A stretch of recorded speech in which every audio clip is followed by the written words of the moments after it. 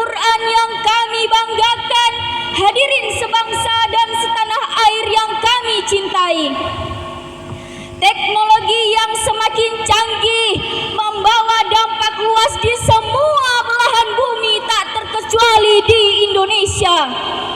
Ia laksana pisau bermata dua, bisa memberi nilai positif dan negatif tergantung siapa yang memanfaatkannya. Perkembangan teknologi informasi misalnya telah mengantarkan kita pada era di mana dakwah semakin tersebar luas, tak terbatas, mulai dari tingkat nasional hingga internasional, dari kajian kitab-kitab kuning dan tebal hingga kitab berbasis digital. Kita hanya perlu menggerakkan ujung jari untuk mendapat dan berbagi informasi. Tinggal like, subscribe, share, and comment. Namun sayang hadirin, tidak dapat kita pungkiri kecanggihan teknologi dapat memperburuk nilai-nilai kultur dan religi. Kecanggihan teknologi membuat derasnya arus globalisasi yang akan mengancam kelestarian budaya asli. Kecanggihan teknologi membuat galaunya masyarakat pemuda dan pemudi. Jikalau tak pandai memilah informasi, maka akan terseret paham liberalisasi, terjatuh pada pendangkalan akidah, terkontaminasi virus radikalis, bahkan terjebak dalam jaringan teroris. Hadirin rahimakumullah. Maraknya terorisme dan konten sesat yang mengacaukan masyarakat harus diimbangi dengan dakwah digital yang berpaham moderat. Masyarakat harus diproteksi agar tidak terkontaminasi. Generasi milenial harus diedukasi agar tidak terprovokasi. Untuk itu, penguatan moderasi beragama melalui platform digital adalah judul syarahan Quran yang akan kami sampaikan dengan landasan firman Allah dalam Al-Quran surah Al-Hujurat ayat 13 yang akan dibacakan oleh Sari Tilawah dan Qori'ah kami berikut ini. A'udzu billahi minasy syaithanir rajim.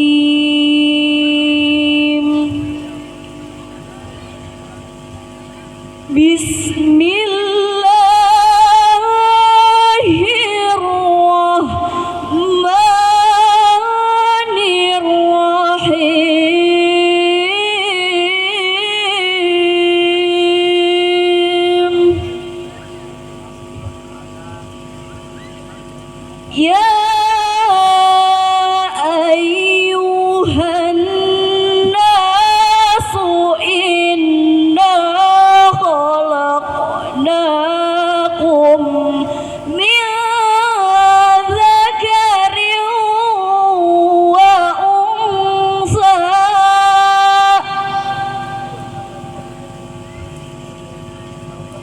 wa syu'uban wa qabaila lita'arafu.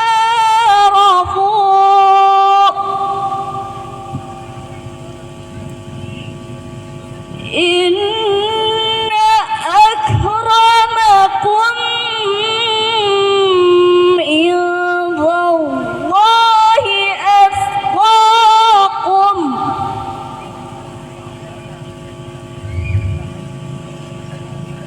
Inna Allaha alimun khabir.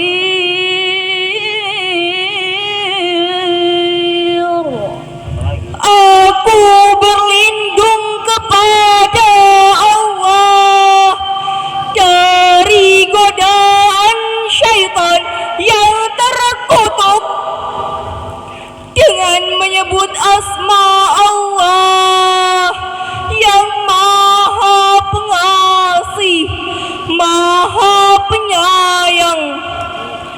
Wahai manusia, sungguh kami telah menciptakan kamu dari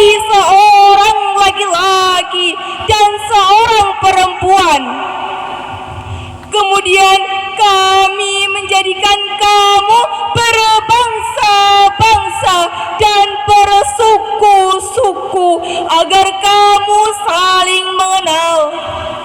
Sesungguhnya orang yang paling mulia di antara kamu di sisi Allah ialah orang yang paling bertakwa. Sungguh Allah Maha mengetahui lagi Maha teliti. Hadirin rahimakumullah. Dalam perspektif ilmu balaghah, ayat ini menggunakan gaya bahasa kalam habar yang artinya mengandung misi informasi ilahi dengan artian bahwa manusia diciptakan dengan beraneka ragam. Meskipun demikian, semuanya memiliki harkat, martabat, dan derajat yang sama di hadapan Allah Subhanahu wa Ta'ala. Kalau kita kaji lebih dalam Asbabun Nuzul menurut Ibnu Asy-Syakir dalam kitabnya Muhammad yang bersumber dari Abu Bakar bin Abu Daud, bahwa ayat ini diturunkan berkenaan dengan keinginan Rasulullah yang ingin menikahkan Abi Hindin dengan seorang perempuan dari kalangan Bayadoh. Namun Bani Bayadoh dengan sinis berkata kepada Rasul, "Ya Rasulullah, pantaskah jika kami menikahkan putri-putri kami yang cantik jelita dengan budak-budak kami yang hitam legam?" Dari sini bisa kita pahami hadirin bahwa Al-Quran surah Al-Hujurat ayat 13 tadi merupakan landasan etis teologis untuk membina multikultural di negeri tercinta ini melalui persaudaraan umat beragama yang tidak saling mengenal, saling menghargai, dan saling bertoleransi di antara kita. Namun yang terjadi justru sebaliknya, saling menghina dan saling menghujat di antara lainnya. Kementerian Komunikasi dan Informatika Republik Indonesia telah merilis data sejak tahun 2018 hingga sampai saat ini setidaknya lebih dari 3.640 kasus SARA di media sosial. Belum lagi konflik bersenjata di Tolikara, Papua terus terjadi antar oknum agama dan pemerintah saling caci maki. Bahkan kumandang azan pun menjadi persoalan yang membuat sakit hati. Tentu kita tidak lupa dengan Timur Leste yang memisahkan diri. Gerakan separatisme Aceh yang telah membuat ratusan korban berjatuhan tak ingin terulang kembali. Jika sudah seperti ini, tidak mustahil akan banyak dari kita yang awalnya bersatu menjadi berseteru. Betul? Betul. Astagfirullah. Hadirin, apakah kita rela jika bangsa yang besar ini harus hancur hanya karena perbedaan? Allah Subhanahu wa Ta'ala telah mengisyaratkan kita untuk memperkokoh persatuan dan kesatuan dan melarang kita untuk bercerai-berai. Hal ini terangkai dalam Al-Quran surah Al-Imran ayat 103. Wa'tasimu bihablillahi jami'an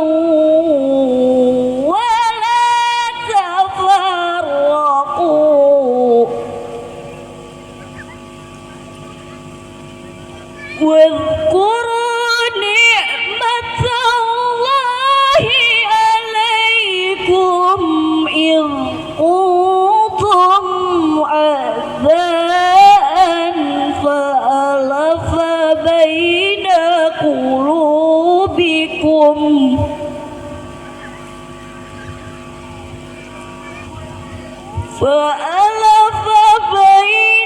قلوبكم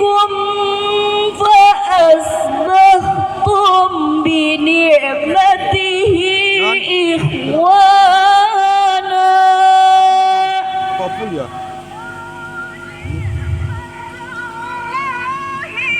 وكنتم على شفا حفرة من النار فأنقذكم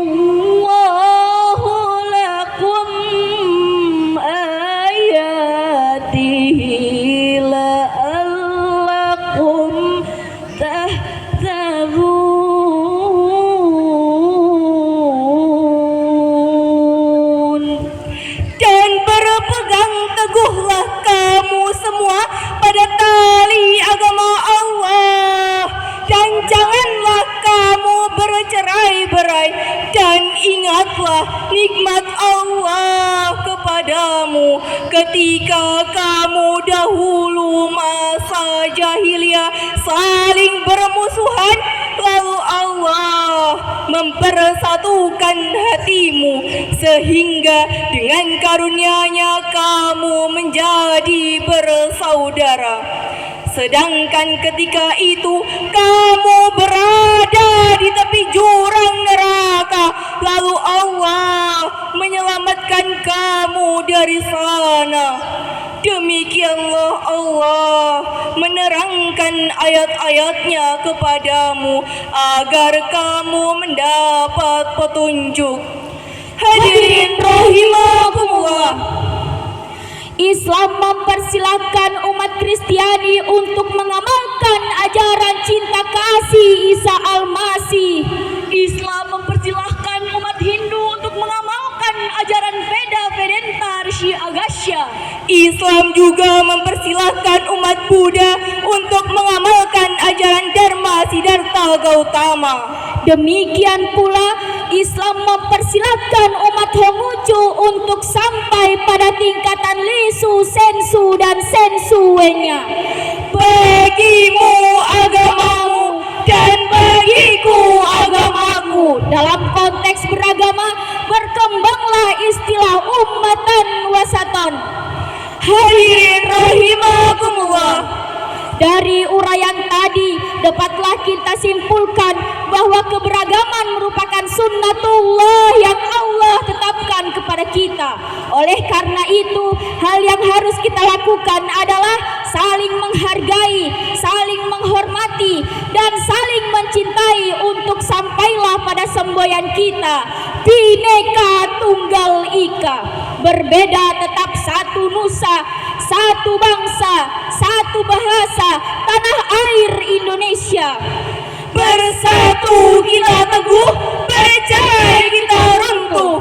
Jika sikap ini yang kita tumbuh kembangkan, insya Allah Indonesia akan jaya dengan keberagamannya.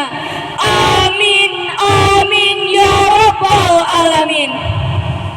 Demikianlah yang dapat kami sampaikan, kurang dan lebihnya mohon dimaafkan.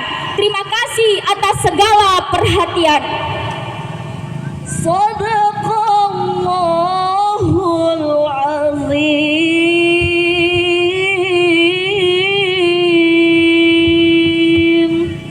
Maha benar Allah dengan segala firman-Nya. Pergi ke taman memetik bunga sekuntum, letakkanlah di dekat tungku. Wassalamualaikum warahmatullahi